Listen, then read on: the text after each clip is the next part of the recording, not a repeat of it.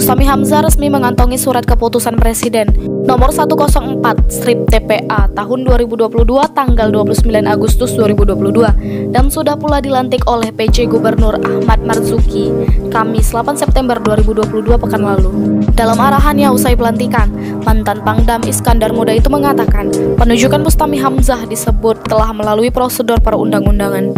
Bustami Hamzah merupakan pejabat karir yang telah banyak menghabiskan masa tugas di lingkungan pemerintahan Aceh, sehingga diharapkan memahami ruang lingkup kerja yang harus ditangani. Posisi Sekda lanjut Ahmad Marzuki merupakan jabatan sangat strategis dalam pemerintahan. Seorang Sekda disebut harus berperan membantu kepala daerah menyusun program kerja dan mengkoordinasikannya dengan semua satuan kerja, menjalankan fungsi pengawasan terhadap kebijakan, pembinaan administrasi dan pembinaan aparatur. Meskipun tidak disebutkan secara eksplisit dalam pidatonya, Ahmad Marzuki menegaskan seorang sekretaris daerah harus sadar betul dia adalah seorang penjaga rahasia. Sebelum ini Bustami Hamzah sudah malang melintang di dunia birokrasi Aceh. Terakhir dia menjabat sebagai Kepala Badan Pengelolaan Keuangan Aceh.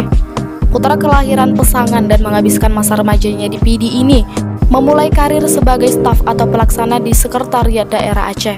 Karirnya lebih banyak dipercaya menjadi pengelola keuangan, mulai dari Sekretaris Dinas Pengelola Keuangan dan Kekayaan Aceh tahun 2008 sampai 2013. Melihat karir Bustami Hamzah banyak dihabiskan sebagai pegawai, pengelola dan ahli di birokrasi keuangan, pengangkatannya sebagai Sekda bisa disebut langkah yang tepat dan cerdas dari seorang Ahmad Marzuki.